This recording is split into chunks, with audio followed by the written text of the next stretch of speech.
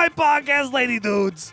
You're about to enjoy a podcast from the LOWTREE Studios Podcast Network. If you want more great podcast dudes and lady dudes and dudes and other peoples, go to LOWTREEStudios.com. It's the studios. Okay, goodbye.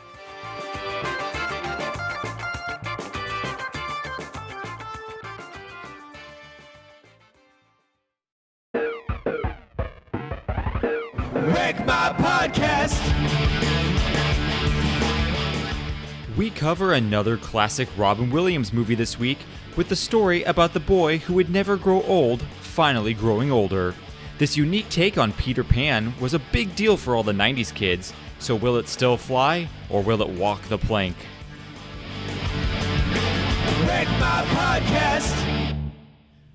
Welcome to Wreck My Podcast for this week. That's right, we're talking about the Disney villain himself, Captain Hook, in the movie Hook. Oh no, it's more about Peter Pan, I think. But anyway, we're talking about Hook, and this week I'm here with my guest. He's the Firefly from Hell. It's Kreger. Buzz buzz. He'll drown for 3 mermaids. It's Joe. Are they mermaids? Then I'm drowning for them. Yep. Yeah, but were they over 18? They look like it to me. And then I've lost my marbles. I'm your host, Jordan. We're sans Cam again because, again, Cam doesn't like sand. So we are talking about Hook. The movie, the reimagining of Peter Pan, kind of the sequel to Peter Pan and all that jazz. It was an interesting one because I had never seen this before. I believe Joe has never seen it before. So Kreger is the sole person here for the nostalgia factor. Oh, I didn't know you hadn't seen it before either. Nope, never watched it. So I have a few takes on it, but first things first, let's get into explaining the movie real quick. So here we go. Play that fancy jingle, white boy. Oh yes, it's time for Jordan to explain the movie quickly.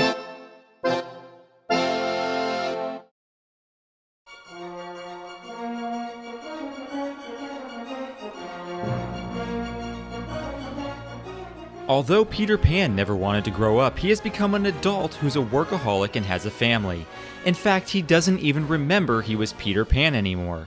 Captain Hook kidnaps his children, and Tinkerbell helps Peter get back to Neverland and prepare him for war against Hook. The Lost Boys help Pan get his mojo back, all the while Hook tries to turn his kids against him.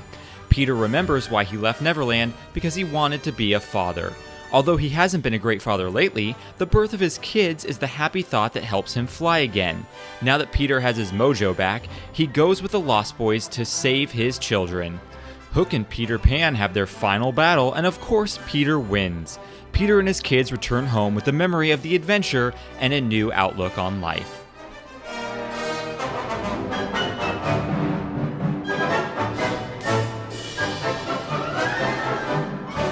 So that's the movie.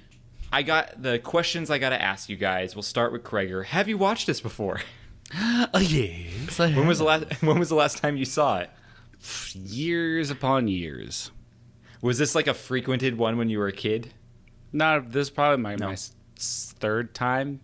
Oh, maybe okay. second time fully watching it, third time seeing it on a screen. Okay, so here's my question for you then, Kreger. What did you think about it this time around? Like it was on TV. You saw a picture book. It was on TV, and I watched part of it probably. Still a screen. Well, it's fully whatever words. Anyways, I enjoyed it. It wasn't like amazing, but I still enjoyed it. I thought it was good. There are certain parts I'm kind of like, oh, that's dumb, but there are other parts where I was kind of like, I don't know. I enjoy kids movies that show some realism. Like I was kind of like, I'm not sure if I liked it or thought it was interesting or weird, but like the fact that like there was death in a kids movie. Oh, you mean the Boo Box? And also Rufio? They were just openly killing people, so. That's true. There were quite a few deaths in there, so that was interesting. But I also think that's a Peter Pan thing. Like, it is a Peter Pan thing, but you still don't like to see that in the live action kids movie is a little bit like you don't see that normally. That's true. All right, so Joe, my question for you is, me and you not having ever seen this before, I don't think you made it all the way through the movie, right? No, I watched about halfway through before I had to stop. Okay, had to stop because he was just getting nauseous. No, got too emotional. time constraints. Not that I was just like, F this shit, I'm done. Joe just got too emotional and couldn't continue. Yeah, exactly. So the question is, Joe, what did you think of the first half of the movie? It was okay. It was, kids movie. I wasn't a big fan of the Peter Pan story to begin with, so this movie was just kind of whatever for me to start off with. But I like Robin Williams. I like the guy who plays Hook. I think he's great. Yeah, Dustin What's Hoffman. Yeah. So That's Dustin Hoffman. Yeah. Duh. So you would say you're not a fan of Pan? No Pan fan. Fan of Pan? I wasn't a fan of Rufio. You said you were a fan of Rufio? I was not a fan of Rufio. Yeah, Oh, no. he reminded me of his other role very well. A whiny little baby. Yeah, Krager What's his brought other up. role? Okay, so the thing is, the guy who played Rufio is Dante Basco, and I didn't put him on here because I didn't think he actually had any relevant roles in anything else. But Krager brought up he's the voice of Prince Zuko from Avatar: The Last Airbender, which I did not know. Really? And Okay. Iroh from Korra. So he's He actually wasn't Iroh in Last Airbender? No. So in Korra, he's Zuko's son. Zuko named his son Iroh in honor of his uncle. yeah. Ah, okay. I understand. Cool. So yeah, that was something that Krager brought up that I didn't know. But Rufio, I mean, he's got a few good songs. Saw him at Warped Tour once. Jesus. I don't know. I like the Band concept is of this you're this referring movie. to? Yeah, the band Rufio. I've never heard of it, but okay. Yeah, they were like a pop punk band in like the early 2000s, which I'm assuming they named after this movie. I never knew where they got their name from until now, so that makes so sense. funny. I think it's especially funny because like you have such a prominent like inside joke about a person you're in your old friend group referring to this movie. I do? Well, Joe always told me this joke, but I don't know. We'll I have? Don't worry about it. Well, I don't want to. Are you talking about the crocodile? No, actually, it's Hook. Oh, he's talking about Brian. That's right. I don't even know this person, but like it always makes you laugh thinking of someone I- pushing up their glasses and actually. That's Kevin who says that a lot. Yeah, Oh, okay. it's because we were like, oh, did you have like watching Peter Pan? And he was like, actually, it was Hook. So that's good stuff. I do like the concept of this movie, though. Yeah. That Here's the thing. Peter Pan's all grown up and has to go back. All right, so let me tell you what I thought of this movie, because I honestly didn't like it that much, which is kind of a bummer, because I thought this was going to be like one of those fun, feel-good kids movies, like The Goonies. I love The Goonies. It's like one of my favorite movies ever. I thought this was going to be like The Goonies, but it ended up not feeling that way for me, and I think I'm suffering a bit from non-nostalgia factor. I think that being an adult seeing this for the first time, but a few things I didn't really like was Robin Williams. This is probably one of my least favorite roles he's ever done, honestly. I feel like he didn't let out the full Robin Williams until like 3/4 of the way through the movie, and then it was only for like 10 minutes. I was thinking the same thing, that I feel like they kind of held him back a little. Like he wasn't free to kind of be his like regular kind of goofy self. Yeah, and then I also felt like this story suffered from so much convolutedness of like you needing to know the backstory of Peter Pan, because like they don't even tell you the old man that's Toodles. Like I had to look this up, that's one of the Lost Boys from the original. And then also they're like, Wendy's the grandma, and then he's married to the granddaughter. But whatever happened to the mom? The middle. Like Yeah, the middle of it. Where's this Yeah, chick? that's actually weird. And also, the part that like honestly, only like people like me who are really like I'm always looking for little details in movies. I noticed one thing. His mom, you just see like from like the nose down of her when they just do a little flashback, and they use Gwyneth Paltrow to play his mom, and Gwyneth Paltrow also played young Wendy. So it's like that doesn't even make sense. Why would you do that? Actually, no. The mom was played by someone different who looks a lot like Gwyneth Paltrow. Okay, But it's actually a different actress. I thought that was Gwyneth Paltrow. I'm like, I mean, no one's really should be paying attention to that, but like Gwyneth Paltrow. it looked just like Gwyneth Paltrow. Yeah, so I feel like I also didn't like the sets of this movie. I felt like they looked really big and bulky, all these sets. Like there was too much going on. I liked it. I don't know. I just feel like there was a lot in this movie where I was just like, I didn't like Julia Roberts as Tinkerbell at all. I thought that was like one of the I just don't cringiest like- parts of the Julia movie. Roberts. I just don't like Julia Roberts. Joe, are you okay? I'm not a big fan of Julia Roberts either. Are you suffering from a stroke? He I didn't keeps realize that was Julia Roberts. I mean, Yeah. only her face is right in the screen, so I don't know how. Again, I'm not it's a kind of Julia hard. It's Roberts kind of fan. hard to. I can understand. It's hard to tell. It's her. Yeah, if it's not Pretty Woman, it's not my Julia Roberts. So Yeah, I'm with. I don't like Julia. I preface this.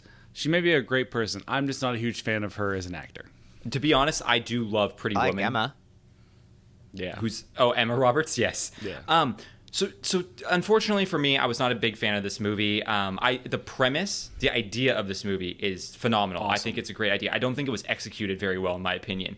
And I think that's a little bit why I was kind of bummed out and everything. But we'll get into some of the nitty gritty actually right now, because I'm going to tell you some things I noticed, and we'll talk about these things if you guys notice anything interesting. But Before you get into there, I will say you bring up the fact that like you don't like this movie because you didn't see it when you were a kid, you think, but you love Goonies. I never saw Goonies as a kid, and I just think it's whatever. So yeah, and that's the problem. I think the nostalgia factor is big on this. yeah, when you're 'cause I watching think Goonies is like super overrated. Yeah, when you're watching a movie that's solely kids, and not like Stranger Things, because that's like a whole different tier, like the new It, like that's a whole different tier. When you're watching 80s and 90s movies and early 2000s movies where it's solely kids, like Sandlot, like if you watch these movies as an adult and never saw them as a kid, you're not going to enjoy these. Even like Home Alone, I would argue, if you hadn't seen it as a kid, you're probably not going to like it. Yeah, because I wasn't that big of a fan of this, yet I absolutely love Heavyweights, The Mighty Ducks. Mm-hmm. Things Exactly. like that. Exactly. So it definitely does deal with kind of when you first saw these movies for sure. I was a little confused that the whole idea of like the Peter Pan story is in the real world. Like at the beginning when they're doing the play about Peter Pan, and I was like, wait a second. So Peter Pan is in this movie, but they're doing a play about Peter Pan, so everyone in the real world knows the story about Peter Pan? Well, they explained why, right? They explained They that did in the explain beginning. it. Yeah, they did Yeah. explain it, but I just thought that was odd. I was like, I thought I didn't. I think it's a little It's supposed nitpicky. to I think that ground makes it more in a lot reality. of sense. Yeah. I just think they tried to get meta with this movie when they didn't need to, because they also have some moments where they're like, was it all just a dream? Like he even says that and stuff like that. And then I was confused too, because they had this like Wizard of Oz moment at the very end where Robin Williams wakes up in like the park or whatever, and the dude and Bob Hoskins, who plays Smee, is there and he's sweeping things up. And at first I was like, oh, it's gonna be this thing where it's like all the like Dustin Hoffman's gonna show up as a different character, and it's gonna be like all the kids are gonna run around. But literally Smee was the only one who showed up. So I'm like, so are we supposed to assume that everyone that was in the quote-unquote dream/Neverland is in the real world, or was it just they just decided to throw Bob Hoskins in on another scene? That is a bit where it leaves you a lot of room to interpretation, I guess. Yeah. Yeah. Also, wouldn't his wife be freaking out? Like, he was this kind of like tight, crazy workaholic guy, and then all of a sudden he wakes up in a park one day and he's like playing with a dog like he's a dog and like throwing things around and climbing up a pipe, and I'd be like, whoa. Okay, I'm all for you calming down a bit, but like this is too much too fast. No, I think it's because he used to be like that when he was younger and when they started getting to know each other and dating. And then as become older and more cynical and in the real world, and now he's just getting back to who he was when she fell in love with him.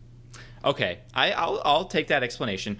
Another thing I noticed was, isn't Tinkerbell, she never says words in the actual cartoon version? Correct, I believe. Yeah, so she cured her mutism. Yeah, but great for in her. other adaptations of Peter Pan, she was able to talk. Oh, okay. I didn't know. I've only ever seen the cartoon one is the only one that I've ever known that where she wasn't talking.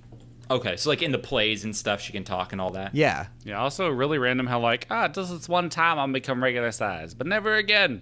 I know, that was super random, like how that happened, and then also her pretty much, like him pretty much making out with her and then being like, oh, it's all cool. Like... What happens in Neverland stays in Neverland, baby. I guess so. I also think it's crazy that the Boo Box, like they flat out killed a person by putting them in a tiny treasure chest and then dropping scorpions on them. Like that's brutal.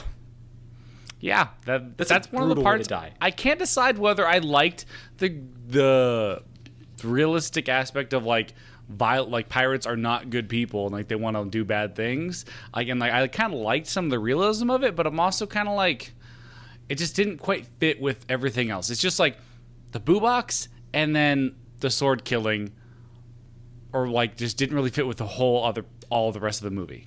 Well, I mean, the backstory too is that Peter Pan cut off his hand and fed it to a crocodile. Like, I mean, it is a pretty brutal story. They just never show you it explicitly. They just kind of talk about it. So like this time they actually kind of showed you someone getting murdered. which was crazy. Yeah, and then how Hook dies, like it's a dead Where did he go? A dead crocodile carcass falls on him and he disappears. That's where did normal. he go? Yeah.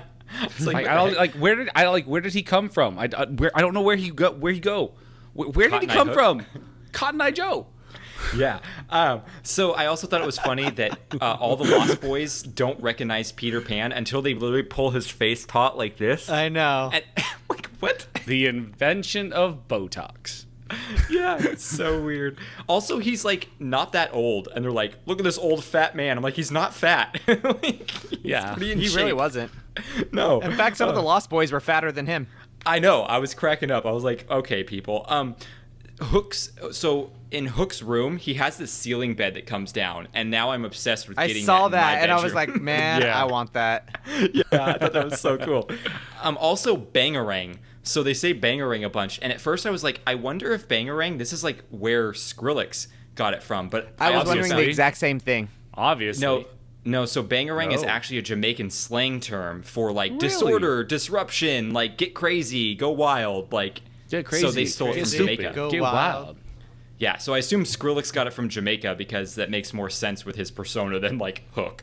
So let's see here. Oh yeah, because Skrillex is Jamaican. I forget that sometimes. Yeah, you know, his real white skinny kid from Santa Clarita or LA area. Skrillex isn't Yeah. white. Skrillex he is is. white. Sonny He's Moore Asian. are Oh, you I'm thinking thinking of of, Steve dude? Aoki. My bad. Yeah, no. Skrillex is the dude from First to Last. Yeah. My All bad. right, so I'm sorry, did you say your dad or your bad? Both. Craig's the dad. All right, so let's talk about info. Unless you guys have something else you noticed in this movie, but those were like all the big things I kind of noticed. The big thing for me was that falling down bed. Yeah, the that big- was awesome. The That biggest type of thing I game noticed changer right there. is if they remade this movie now, Maggie Smith could play the same role without prosthetics.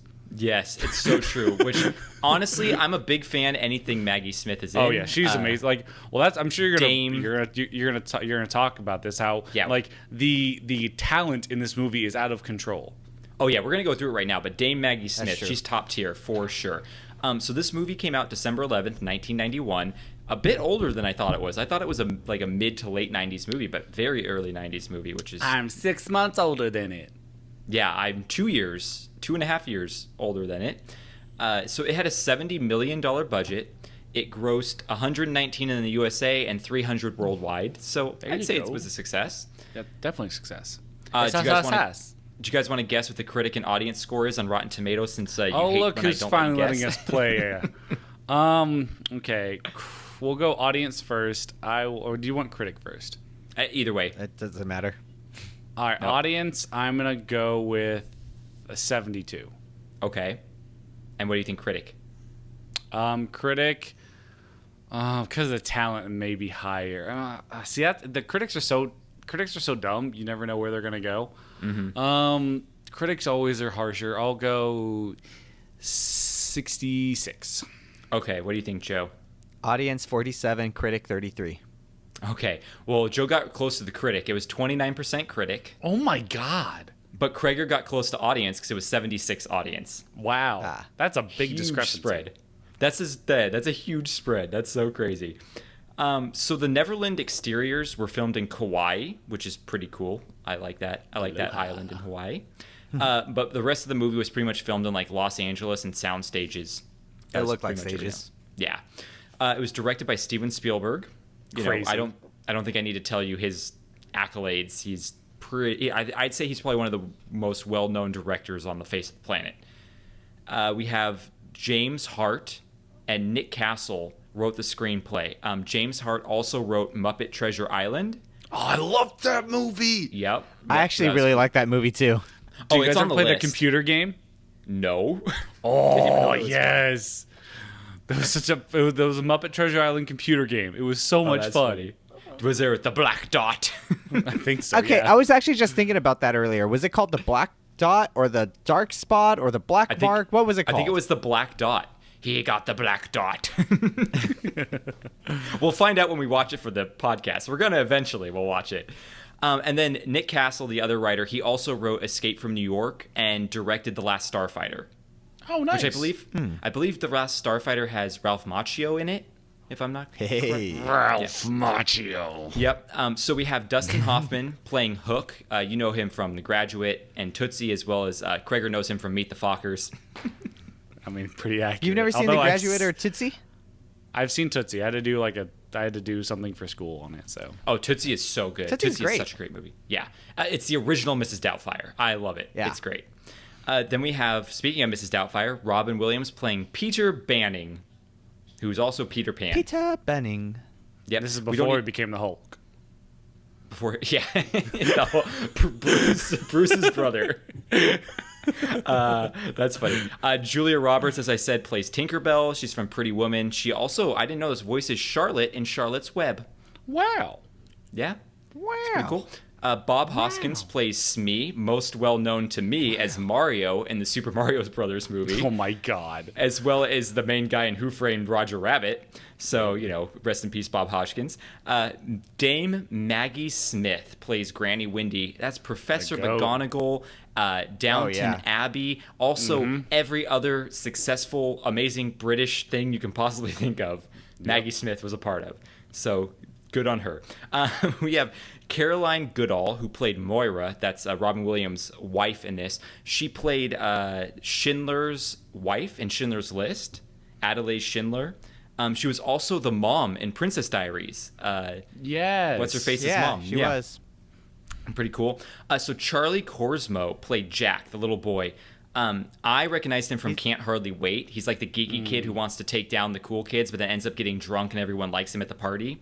I But he was recognize also- him Yeah, from oh, yeah. What About Yeah. Bob? I was going to say he's also the He's the kid, kid in What About Bob. Yeah. And then, okay, so let's start getting into some cameos here because this is crazy. We have Max Hoffman, who... What are you doing, Krager? Joe's cat's just like watching us. Oh. Just chilling in the back there. So all three of Dustin Hoffman's kids were in this movie. Max Hoffman played the 5-year-old Peter Pan. His daughter Rebecca Hoffman played a character on the Peter Pan play, and then his other son Jake Hoffman was a little league player. That's really cool. Yeah, the only Jake Hoffman's the only one who's actually done some of the other stuff. He's been in The Irishman, The Wolf of Wall Street, and he plays as the son grown up in Click. Oh, nice. Yeah, so we'll have to rewatch that one for this podcast too, because I haven't seen that movie in forever. Yeah. Yeah, Are you talking about he Click? plays. You talking about Yeah, Click? Click. He Yeah. plays Steve Madden in Wolf of Wall Street.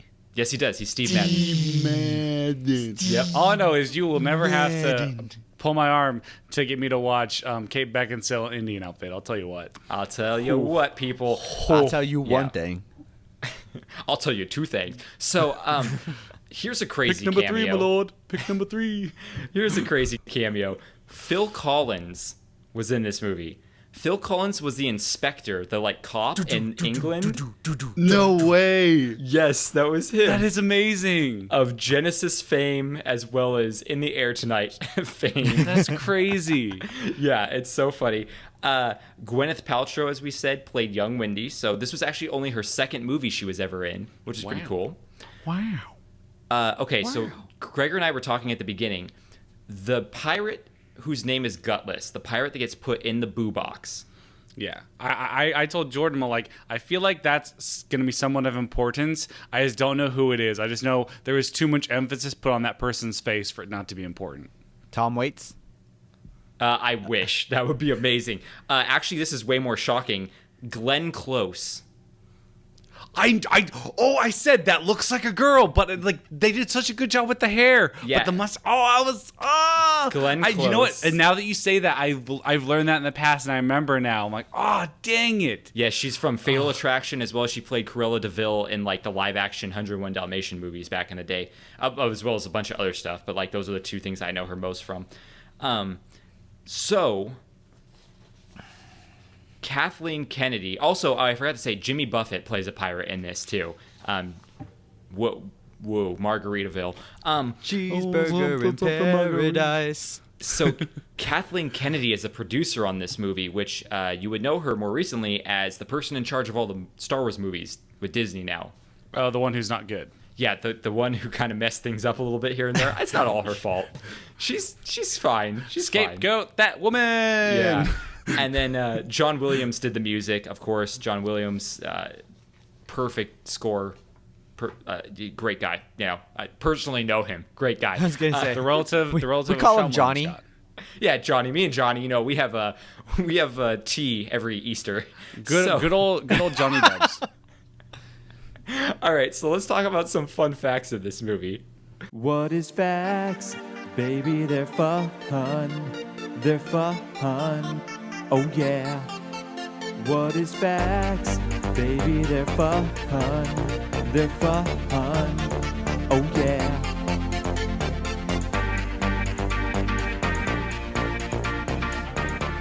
So Dustin Hoffman is the voice of the airplane captain at the beginning, near the beginning of the movie when they're flying to England. He's like, this is your captain here speaking. That's Dustin Hoffman doing the voice. So he's not just Captain Hook, he's Captain Plane Driver. Well, he's just both the captain. Yeah, he's just captain all around. The captain. The captain now. So Bob Hoskins, there was a scene with 300 extras that took the whole day to film, and then after they were done filming, they decided to cut the scene. So Bob Hoskins bought beer for all 300 extras as like a thank that's you really and a cool. sorry. Oh, that's really cool. Yeah, so that's cool of him. Most people are just like, sorry, we Yeah. paid you. Now go Here's away. here's your catering and $150. Joe, how much do they pay you usually? Minimum. Minimum Whatever minimum wage is. Yeah. For like whatever. 8-hour day? No, Whatever. I mean, it's very rare for a film set to go 8 hours. All money is made in overtime. So because every day's on average between a 12 to 15 hour day. Oh, geez. Dang. All right. Well, So they probably got $5 an hour. yeah. Extras typically make minimum. I'm gonna Dang. look up what minimum wage was in 99. I'm gonna do 90 because Yeah, do 1990. And then while you're looking that up, I'm going to say Steven Spielberg has said that he's very disappointed in the outcome of this movie. For these reasons right here, he had trouble directing the kids, the Lost Boys, and actually it was so bad he started wondering if he was ever going to have any more children because they were just so awful to work with. And then he also didn't like the fighting elements. He thought they looked kind of hokey, and he wished he could have made them look a little bit better. But he says even though he wasn't super happy with the film outcome, he's thankful he did the movie because it's how he met Robin Williams, and him and Robin Williams became very close friends. Would you guys like to guess what minimum wage was in 1990? $4.25. 420. 5. I was gonna say $5.25. $5.50. We'll put it there. 55. 380. Oh, that is low. That doesn't make any sense. How have we gone can in you- 30 years that far? Oh my god. That's crazy. 380. Like And that's California minimum wage? that was California minimum wage. So So it was like Before- 20 cents everywhere else. yeah. So What's it at before today? taxes, you would make before taxes your weekly pay would be $152. Oh my Before gosh. taxes. Oh my gosh. I think today it's like 15 or 16 bucks for California now. That means I feel like you that sounds made. about right. That means if you worked a minimum wage job, your yearly before taxes was $7,904. That's crazy. That seems so little. But everything back then That would is. cost like a penny, It's right? crazy.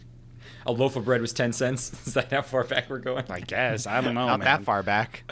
So Julia Roberts, she was known as Tinker Hell on the set because she was mostly working on green screens and by herself, and she just was not having a good time in this movie and being a real terror. So people gave her the nickname Tinker Hell. It's because she's. I just thought that was because it was in the movie. Don't they her name call her? is Tinker Bell in the movie. No, I know, Tinker but doesn't Hell. someone call her Tinker Hell or something like that? I don't think so. I don't The know. cast and crew. I mean, Joe's gonna I be could have pretty sworn I knowledgeable heard about it this in the stuff. movie somewhere. Joe watched the movie more than the rest of us, so. Yeah. I watched it more So- recently than the rest of you. Oh, this is true. No, because I watched it this morning. I watched half of it 1 hour ago. Touche. All right, so the scene where Rufio swings his blade and it almost hits Robin Williams, like comes super close to his face. They actually did that in reverse, so like they kept it by his face and then went backwards. Yeah. And because they did it in reverse, he had to say his line, "You're dead, Jolly Man," backwards.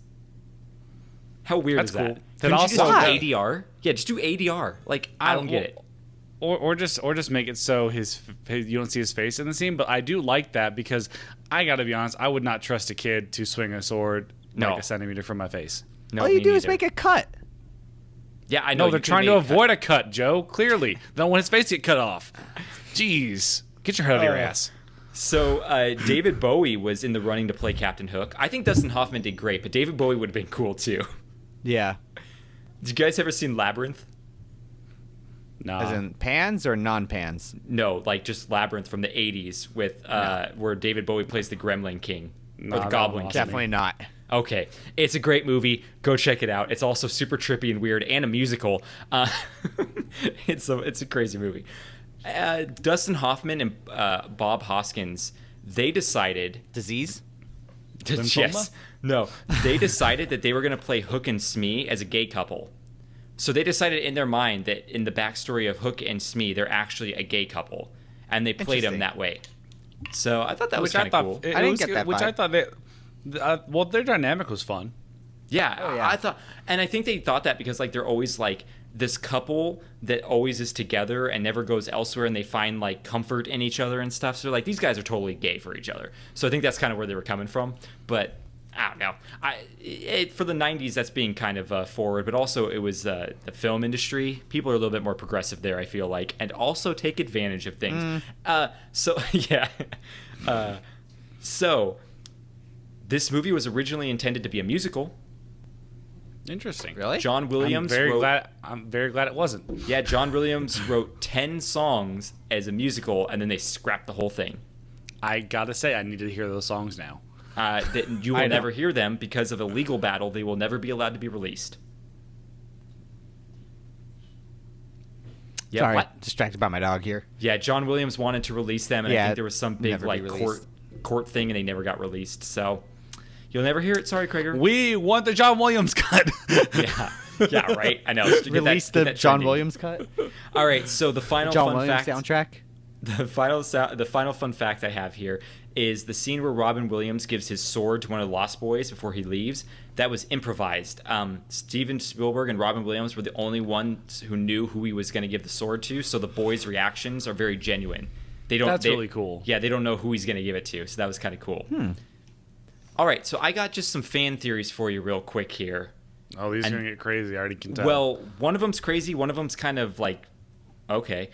So the first one is I was reading a lot of articles. So there's a scene where there's a couple kissing on a bridge, and then they get hit with Yes. pixie dust and they float. And they start to float. Yeah. I don't saw that. remember that scene. Where was that scene in It's the in the movie? very beginning. when He is being flown away. Okay. When So in the basket. apparently those people are George Lucas and Carrie Fisher. What? Yeah, Really? apparently. So Carrie Fisher helped with the script. She came in and did some punch-ups on it at the very end. And apparently they had George Lucas and Carrie Fisher show up as a cameo, and they're that couple. I thought that was kind of weird. Is that a It's theory or is weird. that confirmed? So everyone on the internet was writing like it was confirmed, but also they were uncredited. So I'm kind of like, I don't know if I believe it or not, and I didn't go back and check it out. So, and I probably won't ever. But yeah, so I'm gonna put that in the fan theory category rather than the fun fact category because Cool. it's unsubstantiated at this point in my mind. But the real theory is that essentially Peter Pan is the angel of death, and I will explain why. How? So the Continue. theory goes that Neverland is actually a place that's supposed to be like, Like a the purgatory? afterlife. Yeah, it's supposed to be like the afterlife, which is why no one grows older there. And so in mythological lore, pixies are actually very mischievous and evil creatures. So the theory goes that Tinkerbell, who is a pixie, made a deal with Peter Pan and said, I will grant you immortality, but in return, you have to bring to me the souls of children when I want them. Which is why he continually goes to the real world, finds children with open windows, brings them and then back. brings them back to Neverland, essentially killing them and taking their souls to a place they can never be released.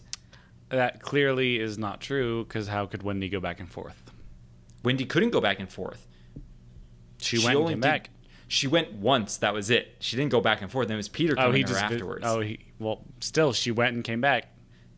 it could be that he decided to have pity on her. Again, there was a thing that they were saying too, that he will never take a child. All the Lost Boys are always 13 years or older, I guess in the books or something like that.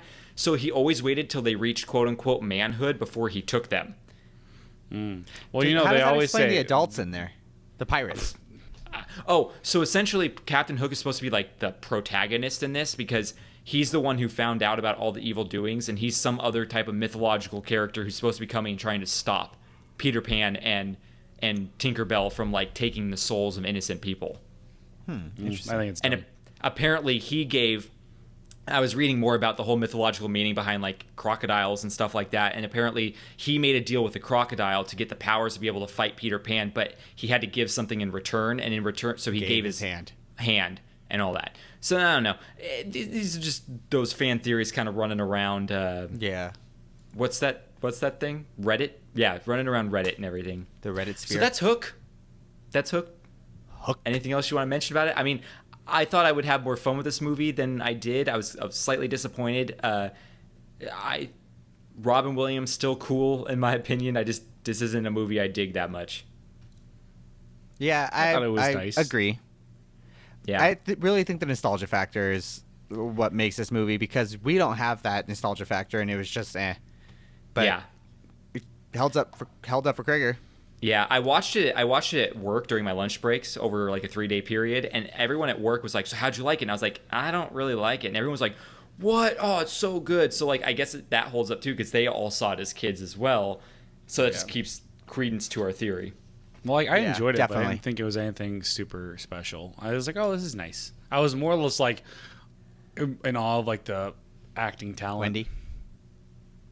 Yeah, Oh, I feel like that young Paltrow.